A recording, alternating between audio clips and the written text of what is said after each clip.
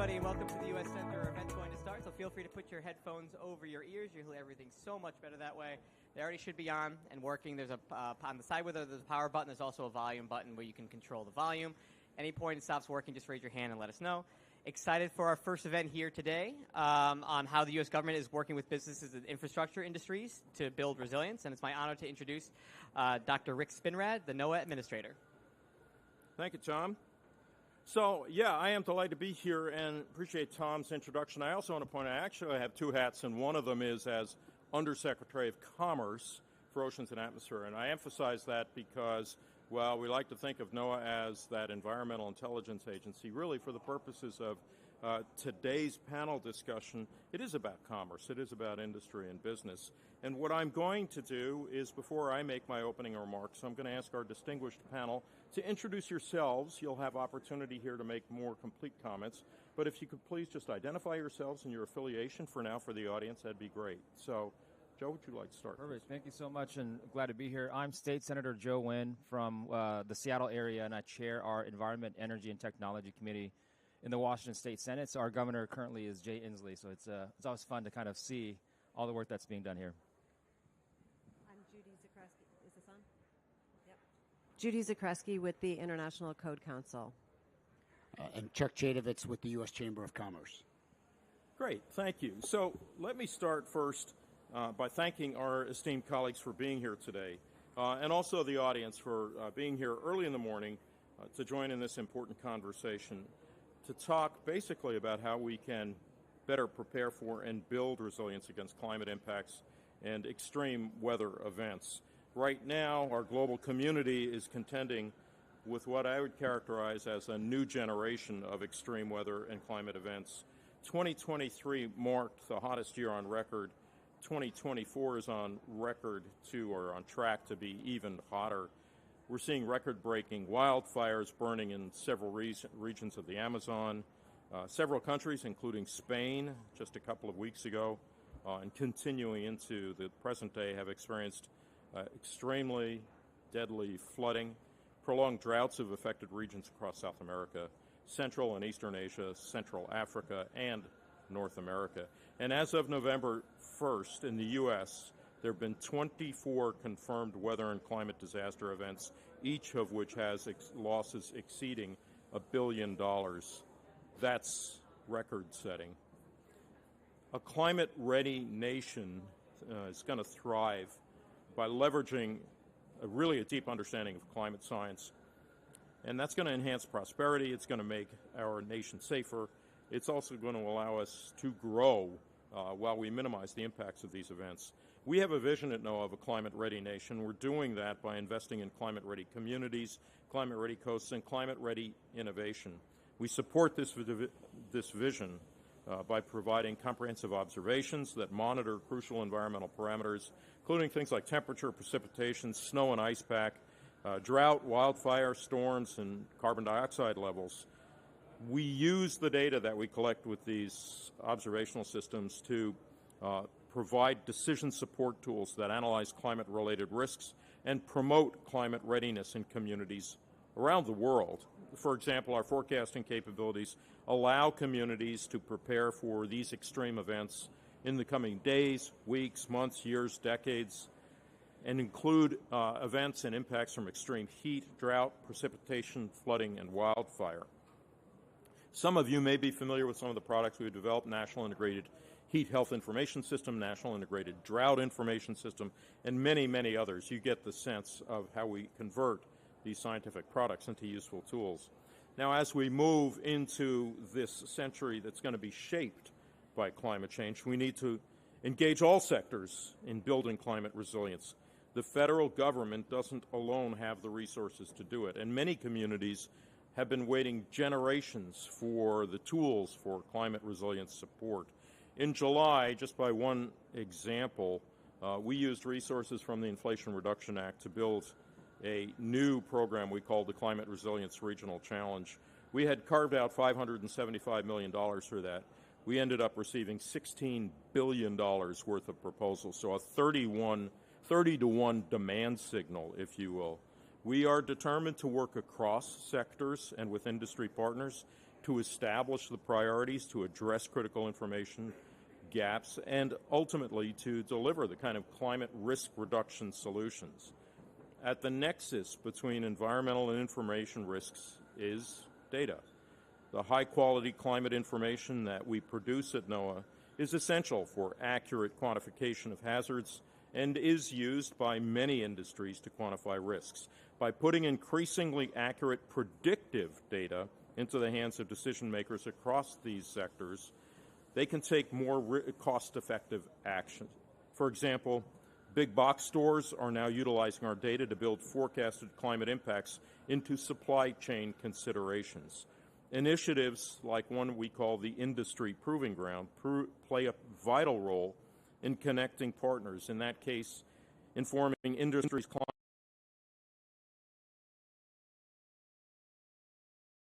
risk that we made to foster collaboration with the reinsurance and insurance industry, with architecture and engineering industry, and with retail sectors to enable climate-smart decision-making that protects lives, property, and the economy, including underserved communities. With each of the sectors I just mentioned, we've established memoranda of understanding with formal relationships with key associations, and we're engaging at the small team subject matter expert level to prioritize the development of products and services, understand the needs and the requirements of these industries to ensure rapid decision-making as well as long-term planning.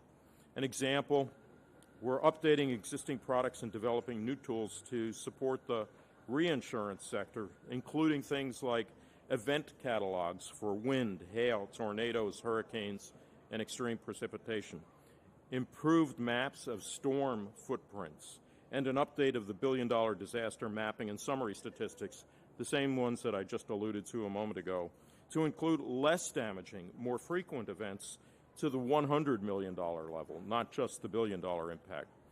Combined, this kind of information helps industries and communities understand how will climate change occur in a given time period, and in what ways and by how much, and what will the financial impacts be. So with that as a kind of scene setter, and you're having just been introduced to our panel, I'm excited to start the dialogue and hear the perspectives of our experts on the panel representing business, building code industries, local governments. How can we work together across our sectors and levels of government to reduce climate risks and bolster resilience in our communities? With that, I'll start right in the questions, and Judy, I'm going to start with you. And the question is, what investments in infrastructure or building upgrades or new projects to enhance resilience against climate risks, particularly in vulnerable communities? So what are the investments that you're looking at, and how do you prioritize them? Thank you, Dr. Spinrad, for that question. So ICC is a non-profit, non-governmental organization based in the U.S. that facilitates the development of model building codes that are used by communities throughout the United States and around the world. We don't dictate what goes into the building codes. We facilitate a process that is a public-private partnership and a consensus process. We update the building codes every 3 years, and they become a really great tool to incorporate the latest learnings from prior disasters, and they incorporate new technologies that are great for sustainability as well as resilience. And they have the most recent hazard maps that help communities to build more resilient and more sustainable buildings. So that's sort of at the core of what we do. And so, of course, we recommend that jurisdictions, cities, states, countries keep their building codes current. There are many communities in the United States that are using building codes that are 15, 20 years old, and they just simply don't provide the protection that's needed against the increasingly frequent and severe natural hazards that we're seeing. So that's sort of the baseline in terms of what we need to be doing, to invest in the regulatory basis for understanding how structures need to be built. But ultimately, it becomes a very localized issue, right? You don't build the same kind of buildings with the same resilience needs in Florida versus Alaska versus California. And so the investments need to be tailored for the local environment. And I will say that even though the big disasters, the floods and the hurricanes and the wildfires are, much more sort of impressive when you see them on the news, the greatest cause of death from natural disaster is extreme heat. And that's sort of silent. Simple things like planting trees to avoid urban heat zones, urban heat islands, or designing with ventilation options. It doesn't have to be extreme high-tech buildings. Sometimes it's going back to basics and making sure you can survive because you can open your window and get some cross ventilation. I really appreciate your invoking the regulatory aspects on this. Before I took this job, I left my home in the high desert of Oregon, where there were no regulations with respect to addressing fire hazard, and yet we'd seen in the 20 years that we had that property a dramatic change due to climate impacts on the fire threat for that property. So I think the point about being a little bit more serious and intentional about the regulatory issues is really important. Let's move from that, Chuck, to the business perspective, and I'd like to ask about incentivizing investment. And specifically, can you talk about how businesses and communities can be incentivized to invest in resilience measures that mitigate some of these climate-related risks? Oh, thanks so much, Dr. Spinrad, for including the Chamber in this important discussion. As you know, NOAA's been a really great partner on issues around resilience, and you were kind enough to work with us during COP28 on a couple of events that we held there. And it's great to be here at the U.S. Center. I'll mention two things. So the first thing is we must continue to make the case for what I call the economics of resilience. Investing in something in advance of a crisis, that's hard. It's hard to make that case. And so the Chamber, together with our foundation and Allstate, recently released a report called the Preparedness Payoff. And what it says is that for every dollar invested in resilience or pre-disaster mitigation measures, you get $13 in economic savings. You may be familiar with the old numbers, and they were really focused on the return on investment from to the taxpayer from federal investments, and that said 1 to 6. And what our additional modeling showed was that if you invested in these measures, you'd get economic savings in terms of reduced lost jobs, reduced loss to GDP and to income. It doesn't mean you're going to eliminate the losses, but if you do invest in those particular measures, the economy will be able to recover more quickly, and therefore communities and people will be able to recover more quickly as well. The second thing I'll mention is that how can we incentivize households and businesses to implement hardening measures? And that usually takes the form of tax incentives. There's going to be a tax debate in the U.S. Next year. It's going to be very complicated, but these particular incentives can be on the table to help households and businesses build resilience in their communities. Yeah, thank you. And I especially appreciate, in addition to talking about the return on investment, that you called out the cost avoidance aspect as well. And all too often we look at what am I going to get for buying this, so to speak. But I know in our business we also look at what are the impacts that you're going to avoid by making those careful investments. Thank you. Let's talk now. I've got to tell you, Senator, I'm delighted as a federal guy to have you on the panel, because I think what happens at the local level, at this level, in terms of strategy investments is also important.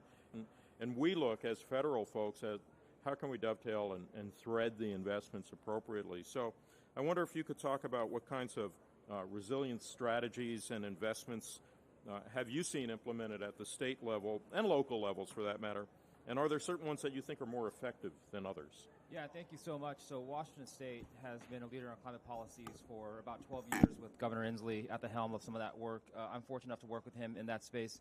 So I'll give a couple of examples from a macro and a micro level. From a high level, wildfires is probably the best example in terms of what we've done to help mitigate some of the worst impacts. Over the last 7 years, there has not been a summer where you had choking smoke in major metropolitan areas. Generally speaking, before then, you'd have major brush fires in rural areas, but we were starting to see very clearly the intensity that happens as well. Last year was the first time that we didn't have major smoke and major wildfires in Washington State in over a decade. And part of why that happened was because we, like you said, invested about $500 million in what we call the Climate Commitment Act towards wildfire mitigation. We deployed remote firefighters, so we were able to purchase helicopters and planes that can, at any moment in time, get to a fire within 30 minutes. We were using AI technology. We had cameras all across our force where we had a large risk of wildfires, and the moment they detected smoke, we sent somebody there right away. And we also worked with our utilities as well. One of the major things is that oftentimes wildfires are due to utilities being undermanaged, and because of that causes some fires. So because of all of those efforts, we were able to mitigate some of that harm. And in terms of the economic impact, we had one town 3 years ago called Malden. The entire town was decimated by a wildfire, because you can imagine the economic impact associated with that as well. So for us, a lot of it is making sure that we have these resources in advance to make sure that we alleviate that from happening. But the interesting part, too, in terms of the public-private partnership, and there's a few ways to go about this, is we're a very hydropower-dependent state. And when you see your glaciers melting and you see more extreme weather, you get a lot of water faster, which means you don't get enough water in the summertime when you see droughts. So a lot of the work that we're doing towards hardening our infrastructure is through energy development. And because we have Microsoft and Amazon and others in Washington State, they've been able to actually put in resources that we as a state could not do on a variety of levels. They put billions of dollars towards fusion and also SMRs and other things as well. So by having their resources, partnering with them around how do you get more infrastructure, we can actually make sure that their business is going to be successful, but also Washington State is protected at the same time. That's excellent. And I actually would like to follow up briefly. And as you were talking, I was thinking about how the nature of your response was very specific to the threats that you see in the state of Washington. And yet, I know from my own travels, there are similar kinds of impacts certainly in the Pacific Northwest and also in Alaska. In the interior, a lot of fires there. The Western governors were very influential on the issue of drought in convincing the federal government to build the National Integrated Drought Information System. I wonder if you'd care to comment on how the work that you're doing in Washington State comports with or is shared with other state legislatures, other local jurisdictions to get the benefit of the work that's being done. First of all, I'll say it's nice to have friends. Washington, Oregon, and California certainly becomes kind of a block oftentimes. We have the Climate Alliance that Governor Inslee helped put on. And this might be a little bit controversial. My background is actually not in politics. This is relatively new to me. I've only been in office for about 6 years. My observations are there's about really 5 or 6 functioning state governments in the United States. What I mean by that, they're all great. Legislators are fantastic. What I mean is most legislatures are part-time, meaning they meet only a handful of times in a year. A lot of them actually meet every other year. Most legislators are unpaid. If they're lucky, they get a per diem. And most legislators don't have staff, let alone policy analysts that can do some of that work for you. So oftentimes what happens is one of these 5 states will put together policies based off of research or data, and you see that spread. And that dynamic certainly happens between Washington and California, and being able to work with our partners in that space. So for me, whenever we work on Building Code Council work for us, whenever we work on climate policies, my paradigm is not just how do we do this for Washington State. I actually know that if we pass this bill, likely 15 other states are going to adopt it. Yeah. So we have to be mindful of that impact as well. So it's a unique kind of position to be in. Thank you. And after we're done, we might ask you to name those 5 states, but we won't do that right now. Let's move on into a broader set of questions. And the way we're going to do this is I'll raise an issue or a question and give each of you, should you want to, opportunity to comment on that particular issue. And the first area is one that I know has been of real importance to the Biden-Harris administration, and it's by any definition, it's fairness. How do we deal with equity? How do we make sure that the kind of capabilities that we're talking about here on the panel are available to all industries, all communities? And so the question for all of you is, how can we ensure that the kind of risk reduction measures that you all have alluded to address equity concerns at the same time, particularly for vulnerable populations disproportionately affected by climate change? Chuck, would you like to start? Sure, yeah, happy to. So as you know, we were supporters of the Climate Resilience Zone, Disaster Resilience Zones Act, which identified the most at-risk, most vulnerable communities throughout the country based on data. The initial cut wasn't perfect, but I think it looked at identifying at least an initial 300 or so census areas that that we needed to target. It allowed the federal government to do was not necessarily the having FEMA focus on funding there, because the legislation didn't really come with any funding attached to it, but it allowed other agencies to also use those designations as a way to target their own funds, and that was the real purpose of it. We are working with stakeholders to see how we can advance other potential funding mechanisms that would allow those communities to receive funds. But really important that we look at the most at-risk, most vulnerable communities and ways in which we can build resilience in them. And the other thing that I'll mention is I really do think that's transferable across party lines and in a bipartisan consensus that many, for instance, in rural America fit those descriptions, and those are communities which I think it's fair to say that a next designation might focus on, and equally as important that we focus on those communities as we look as ways to build resilience across the nation. Thank you. Judy, you want to come on? Yeah, thank you. I think that the equity piece doesn't happen organically. It needs to happen through incentives or regulation to make sure that the dollars that are available get directed towards the populations that need it the most through the programs that you discussed. Also, the Bipartisan Infrastructure Act provided additional funding to the FEMA BRIC program, the Building Resilient and Communities, which also aids in that. But the changes, I think you need the funding from the federal level, but the change needs to happen in a way, or the investment needs to happen in a way that that respects the humanity and the needs of the community that's affected. Right? There's a lot of talk that I've heard here this week about locally led change, and having the funding available, but then trusting the local government to know what the community needs. And even with those identification maps, evening down, allowing the jurisdiction to know, if you move the people that are in this location to a more resilient space or location, they may not be able to get to their jobs, right? So it's much more than a housing or location consideration. It has to be viewed holistically and incentivized to happen. So I want to tease that out a little bit, because one of the important lessons I think the federal government is learning about is early engagement, co-development, and I wonder if you could talk about, from the perspective of co-development, for example, how well are we doing in early engagement? What are the challenges associated with early engagement and co-development, or whatever the equivalent kind of concept might be in terms of co-development?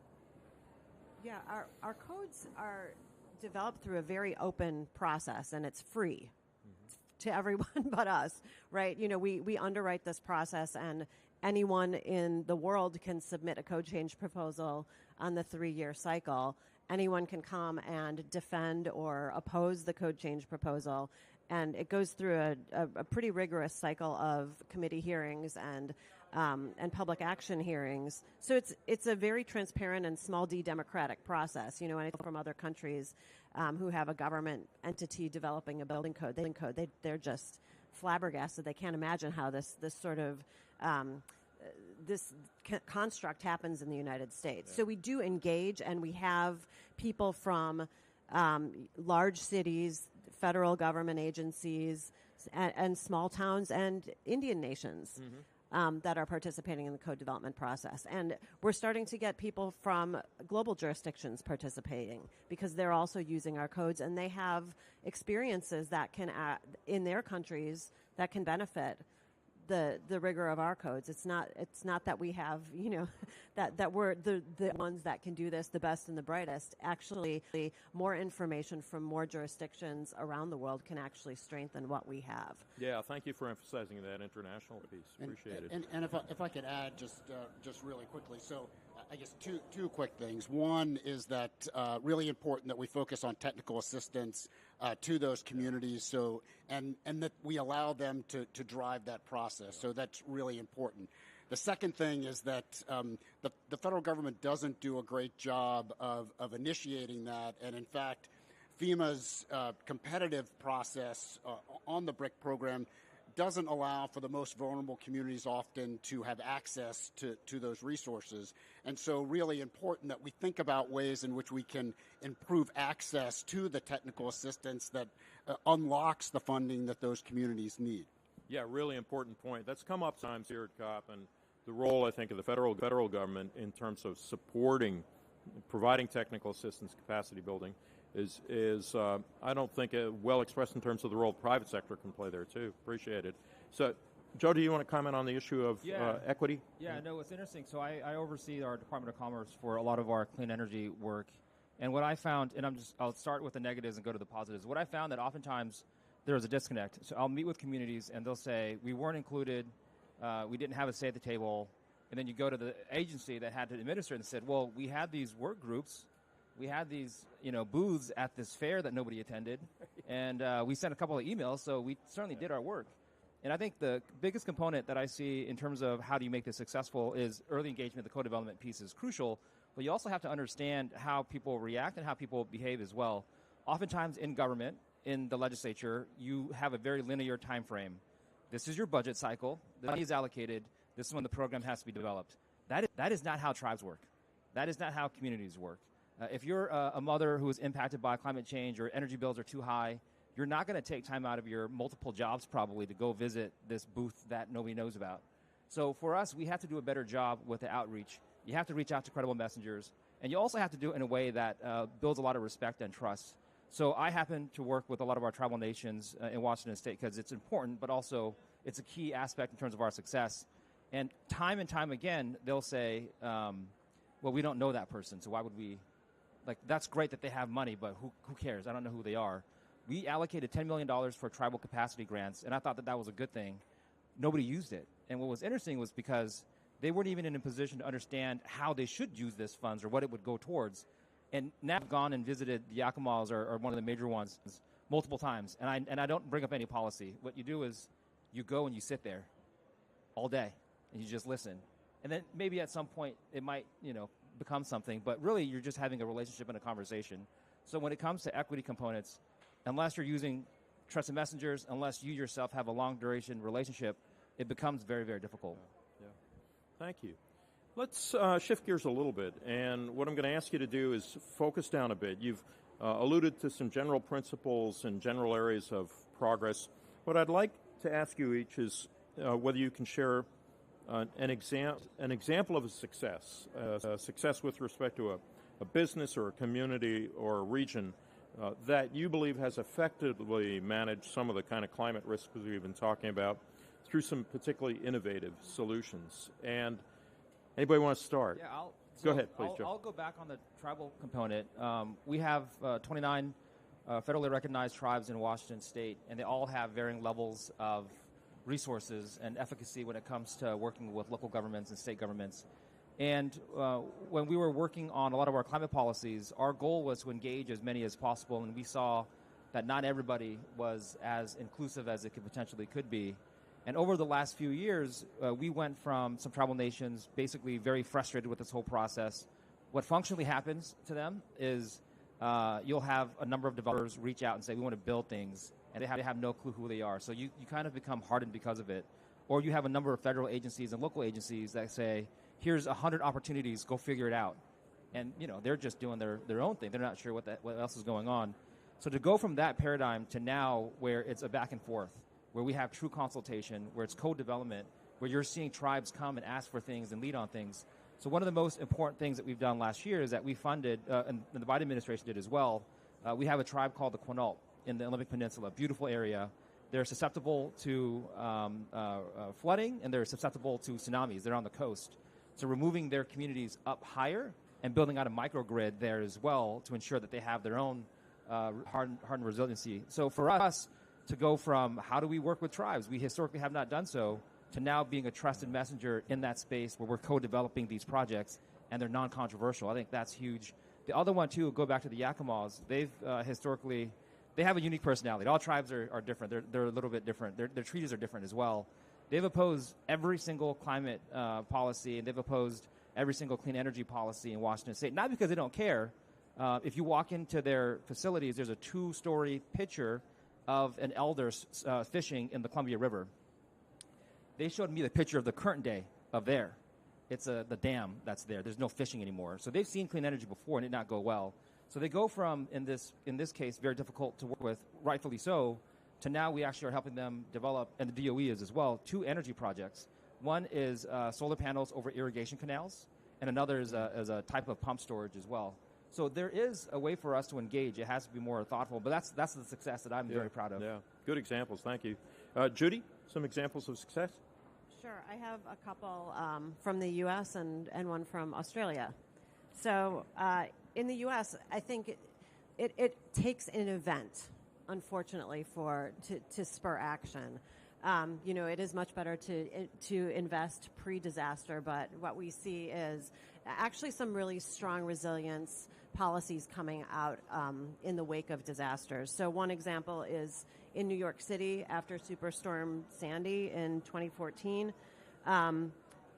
The New York City Building Code, which is different from the New York State Building Code, was updated, and the American Society of Civil Engineers Flood-Resistant Design and Construction Standard was updated. That increased measures against flooding, freeboard requirements, updated flood maps, which NOAA can help with. Right. Floor elevation prescriptions, increased dry and wet flood-proofing strategy. So it's a very strong, resilient citywide building code that was spurred by the events of Superstorm Sandy. There was another example in Moore, Oklahoma, that experienced 3 disastrous tornadoes in less than 15 years. Yeah. And so they took their city council at a very local level. Again, a lot of this activity needs to be localized because sometimes you end up over-engineering if you start to implement resilience measures at too wide of a scale. But they adopted a series of amendments to residential buildings specifically aimed at mitigating damages caused by tornadoes. And so standards were raised basically to withstand higher winds. And at the time, that was the most stringent code in the U.S. for wind hazards.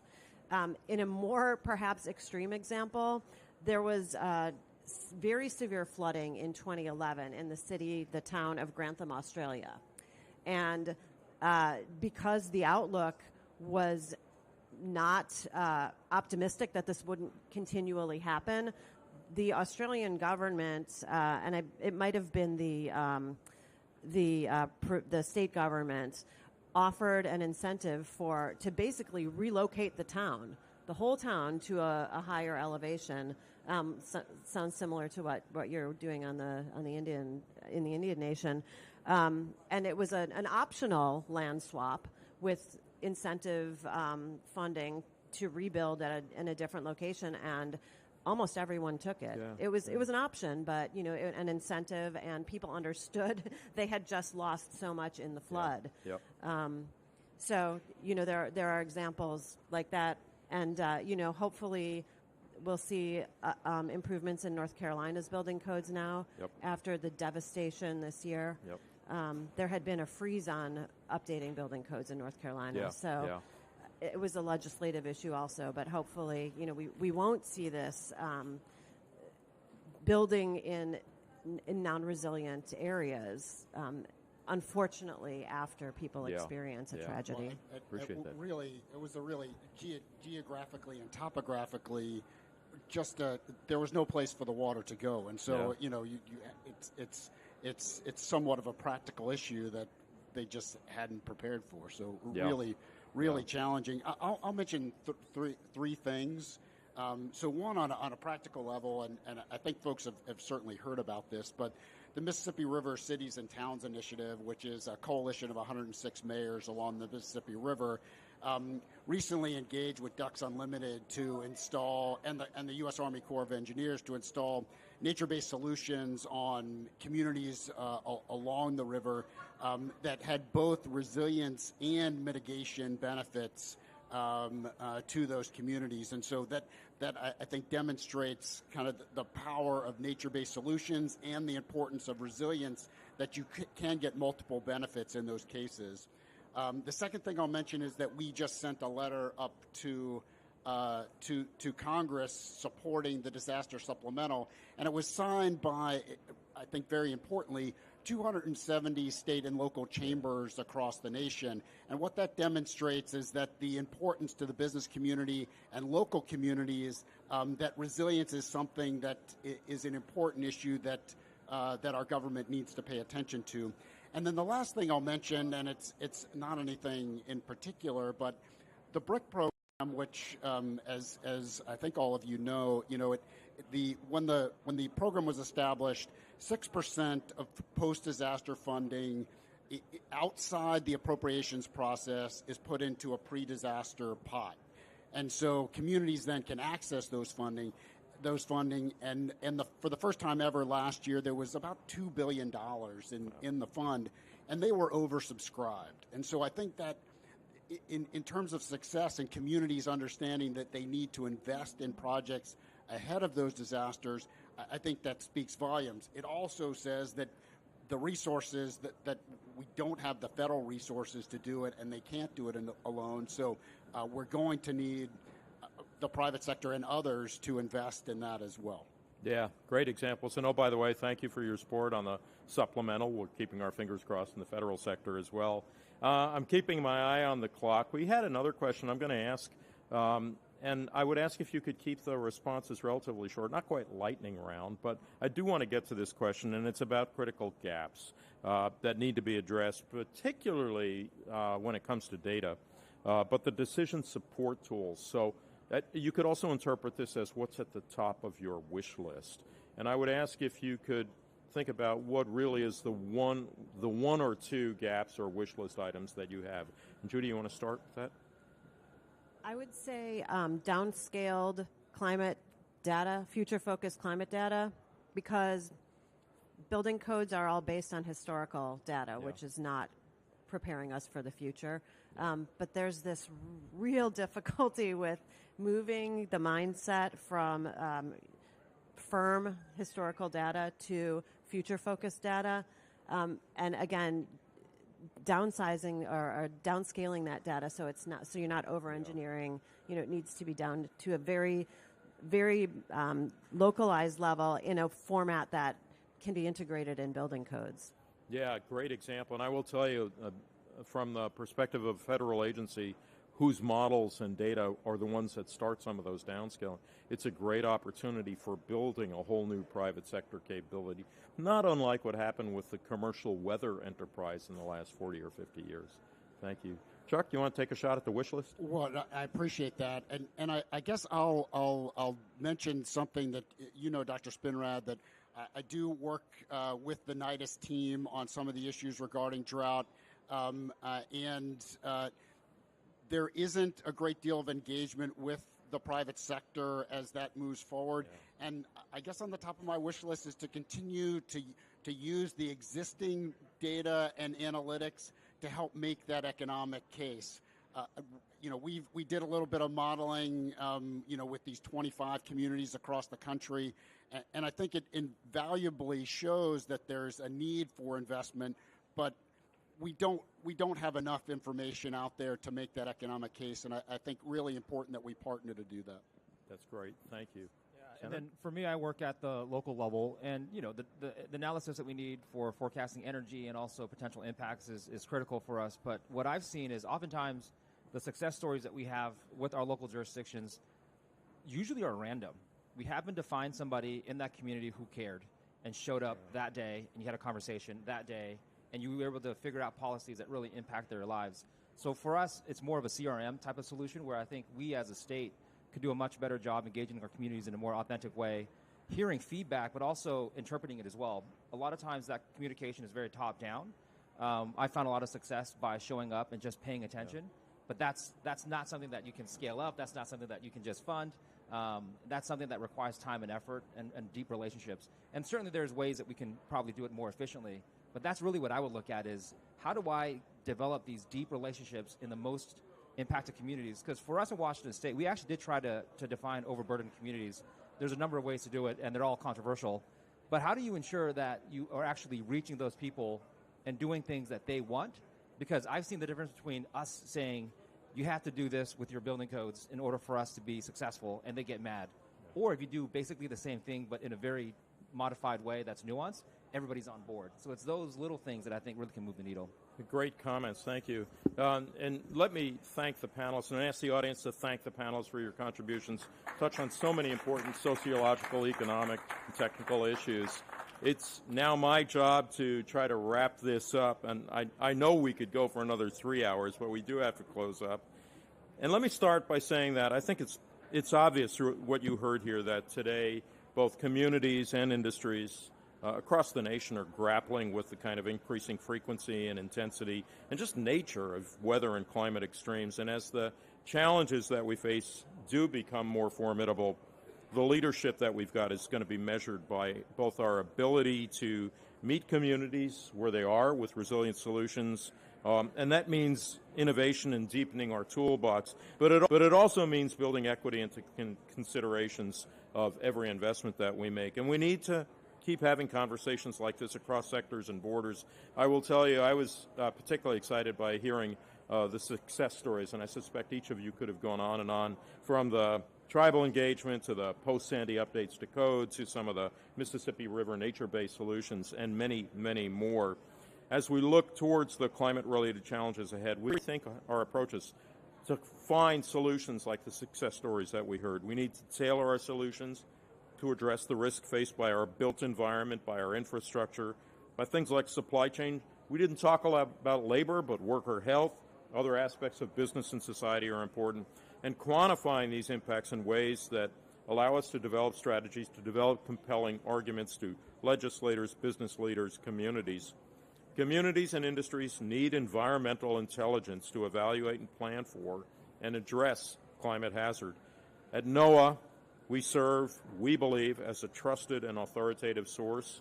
I think you heard some of that in terms of the way the different sectors are using our data sets, our tools, our informational products to aid in adaptation efforts. And while mitigation funding is essential and critical to protecting lives and livelihoods, our collective path forward will be to increase resilience and adaptation funding. NOAA is focusing on strengthening cross-sector partnerships to support climate resilience technologies, and our ongoing partnerships will be essential for growing this new climate economy that I was alluding to earlier, and advancing our capabilities, driving innovation, expediting the introduction of new technologies to the market, and adapting our infrastructure and building resilience to weather and extreme weather events. New industries that are at the intersection of climate resilience and economic interests are set to be on an exponential rise. Bank of America estimates that within 5 years, there will be a potential market share of over $2 trillion in climate adaptation as we shore up resilience. So prosperity, health, security of all forms, energy security, food security, national homeland security, as well as sustained growth in our future, are going to be deeply rooted in our ability to face the impacts of climate change. A climate resilient nation will be a sum of climate resilient parts. I want to thank all of you for working with us to build this infrastructure for the next generations. Once again, please join me in thanking Joe, Judy, and Chuck for sharing their knowledge. Thank you.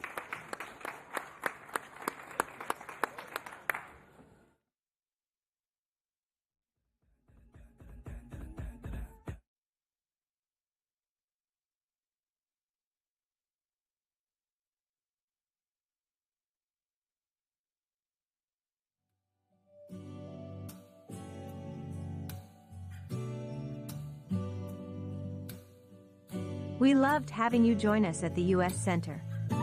Please remember to return your headsets as you leave.